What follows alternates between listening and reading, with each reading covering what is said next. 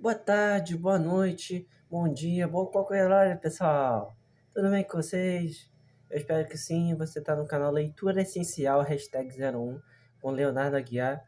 E hoje eu gostaria de falar sobre um livro muito bacana,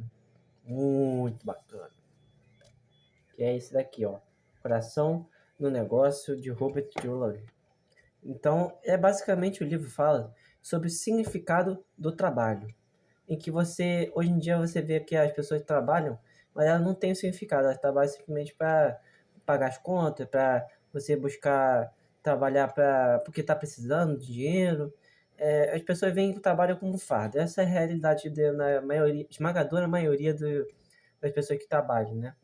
E hoje eu vim aqui falar que o trabalho não necessariamente pode ser um fardo, mas uma oportunidade para você aumentar seu pensamento criativo, seu pensamento crítico, poder buscar entender você ter o seu autoconhecimento, entendeu? Então, isso tudo que eu vou falar agora, eu vou destrinchar em detalhes, né? Então, a empresa precisa estar solucionando bem a dor do cliente, entendeu? Basicamente isso. E para que você solucione bem a solução do cliente, você precisa que as pessoas que estão na organização estejam motivadas, ou seja, funcionários, as pessoas, né?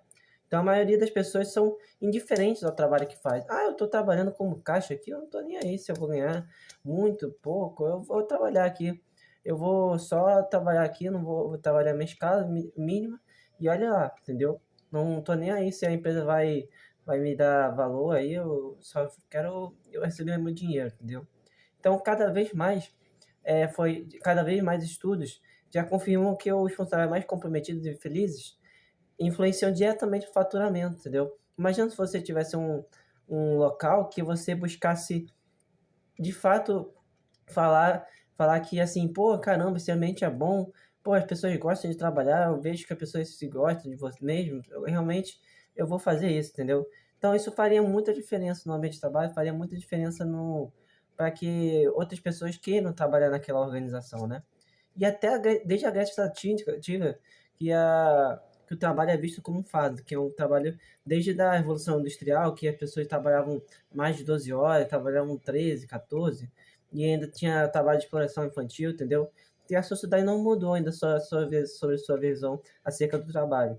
E esse tipo de livro, cara, eu vou te falar que não tem nenhum vídeo no YouTube.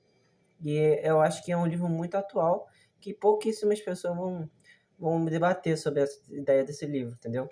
E o trabalho é parte da nossa busca por sentido. Por exemplo, quando eu criei o canal no YouTube, eu fiz dando sentido para o meu trabalho, que é falar sobre o livro, falar sobre livros, falar minhas ideias, falar meus pensamentos, falar o que você pode estar de bom nesse livro, que pode ser visto como reflexão, entendeu? Então, tudo isso já estou ressignificando o trabalho para minha realidade, entendeu? E o próprio Viktor Frankl, do livro Em Busca do Sentido, também, que era um judeu que viveu no campo de concentração, ele teve que ressignificar a vida que ele estava sofrendo, o sofrimento que ele passou, ele teve que ficar no campo de concentração.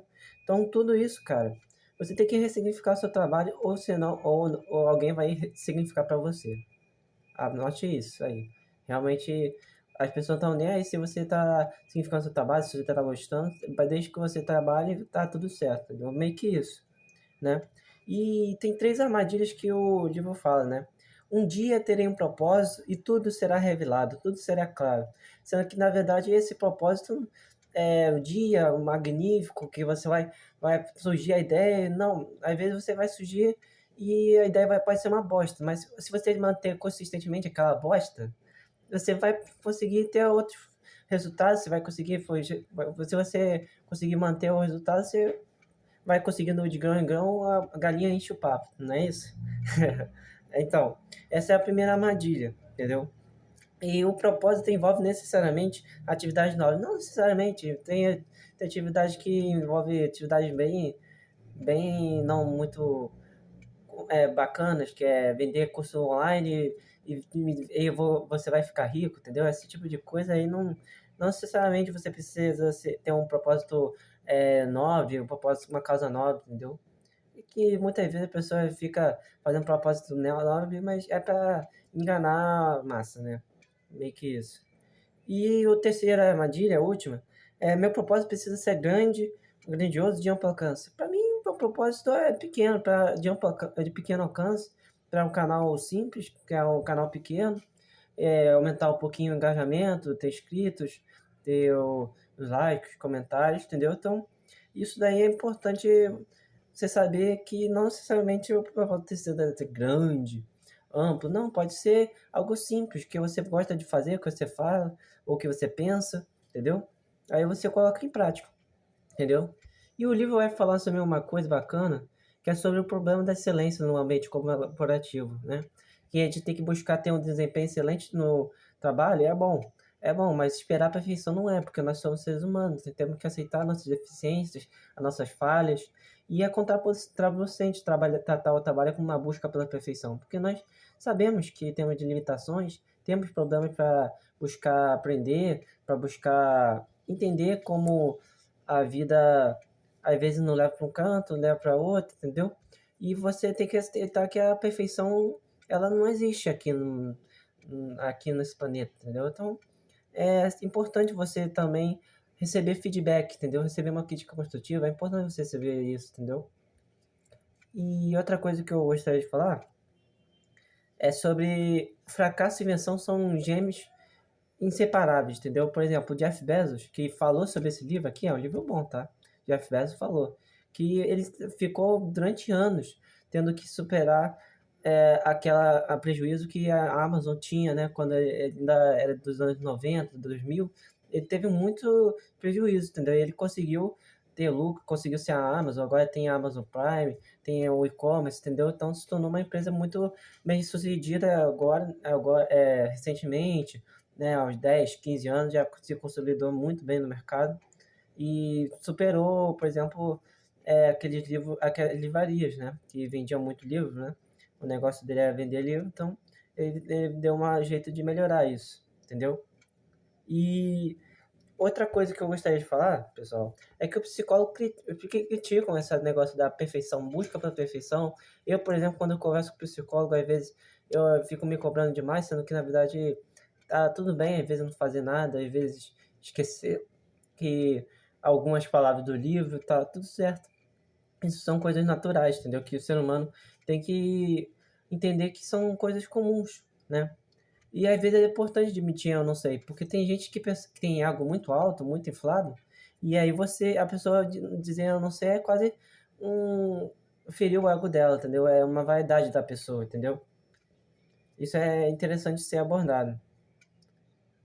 E qual outra parada que eu poderia falar é sobre o lucro como único propósito de um negócio. Oba, meu lucro aqui é o meu propósito. Isso é errado, porque você está criando um monte de funcionário que só visa o lucro, que não visa as relações sociais, que não visa o, a lealdade, que não valoriza a confiabilidade do funcionário. Ignora tudo isso, entendeu? Então, basicamente, você não pode colocar o lucro acima de tudo. Porque senão as pessoas vão simplesmente medir a régua pelo dinheiro. Agora, se você não tem nada a oferecer que não seja o dinheiro, simplesmente as pessoas vão embora na primeira oportunidade, entendeu? Isso é o problema, né, do lucro, que você não tem que colocar as pessoas na frente, né, como eu já falei. É importante fazer isso, falar isso várias vezes, porque as pessoas, elas que movem o negócio para frente, entendeu? E não faz bem para a alma das pessoas ter mais dinheiro, entendeu? Então, essa é uma coisa que é bem interessante. E as pessoas, elas têm que ficar acima do negócio, entendeu? Depois vem o negócio e depois vem as finanças, porque a finança é importante para você ter o lucro, você pagar os funcionários, entendeu? Mas isso tem uma regra, né? Pessoas, negócios, finanças, entendeu? E o propósito do Nobre são os funcionários, porque eles que movimentam o negócio, entendeu? Como eu já falei. E o livro fala que também que demorou quase 2 anos a proposta da Best Buy, que é a empresa que o autor criou, né? A Best Buy é uma empresa de e-commerce, como se fosse a Amazon, só que eu já vi os produtos, né? Vende em dólar e atua na Canadá, na Austrália, em alguns países da Europa, entendeu? Então, o Best Buy é basicamente essa plataforma de e-commerce, entendeu? Mas é uma boa empresa, assim. Eu não conhecia, mas eu, enfim, tô falando para vocês, né? E as pessoas, uma situação que eu gostaria de falar é, as pessoas não compram o que você faz, mas por que você o faz? Por que você faz esse vídeo? Por que você tá falando isso? Porque é isso que move as pessoas. Por exemplo, o vídeo do Felca. Por que um monte de gente viu o vídeo dele? Porque, de fato, entendeu por que você o faz. Porque foi para denunciar alguma coisa grave, entendeu? Então, é importante você colocar na prática o propósito. Como eu falei, não adianta nada você colocar propósito ali na parede do seu quarto e a cultura não está bem alinhada, né? Os funcionários não estão bem alinhados, entendeu? Então, a parceria com fornecedores, concorrentes, é importante também, entendeu? E outra coisa que eu gostaria de falar é que a Best Buy, quando estava com uma situação muito complicada, o autor viu dois problemas que a empresa estava tendo, que é faturamento baixo e margem de lucro pequenas, que basicamente as pessoas não sabiam definir qual era o problema da Best Buy, e aí ele delimitou essas duas dificuldades que a empresa estava passando para aquele momento. E às vezes é importante você pedir ajuda das outras empresas, e às vezes ela até ajuda, entendeu? Então, é importante você perceber que o incentivo financeiro não impulsiona o desempenho necessariamente. Não necessariamente. E as pessoas acreditam que, aumentando o salário eu vou ser mais feliz. Aumentando a recompensa vai dar certo. Não, não necessariamente. Algumas pessoas são mais movidas por pessoas, algumas pessoas são mais movidas por, por amigos, algumas pessoas são movidas a viver de uma maneira mais simples, entendeu? Mas com pessoas que gostam, um animal, um cachorro, entendeu? E é importante você conectar os sonhos, por exemplo, ouvir o que o funcionário está falando, ou qual é o seu sonho de criança, qual é o seu sonho que você está querendo trabalhar aqui na empresa. Isso é bacana, isso conectar sonhos uma coisa que as empresas poderiam fazer, mas não deveriam, mas não fazem isso. Literalmente isso. E o livro vai falar também sobre o futebol americano, que os melhores atletas do mundo trabalham com os coaches, né? Que basicamente os coaches eles são pessoas que treinam, né? Os jogadores de futebol americano. Realmente é importante você ter alguém para auxiliar, para alguém para entender que as relações humanas, a saúde mental, a confiança e a diversidade e inclusão são propósitos muito importantes, entendeu? São muito valiosos, entendeu?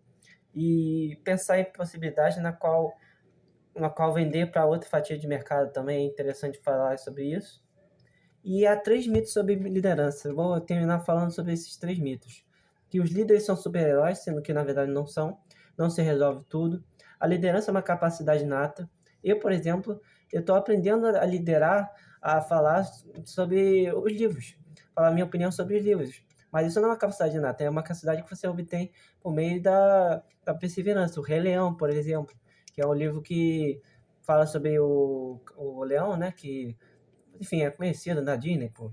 E aí ele não tinha uma habilidade de liderar os animais, mas ele foi crescendo e foi amadurecendo essa liderança nele, entendeu? E as pessoas não mudam, as pessoas mudam sim, entendeu? As pessoas mudam sim, as pessoas, é importante você mudar as pessoas ao seu redor. Então, pessoal, muito obrigado pelo 48 inscritos, muito obrigado pelo engajamento que vocês estão fazendo no canal, muito obrigado pelo que os likes, comentários. Eu agradeço muito pela qualquer ajuda que vocês tenham comentado aí, ou ter feito like, eu agradeço muito. E até a próxima. Espero que você tenha gostado do vídeo. Um abraço.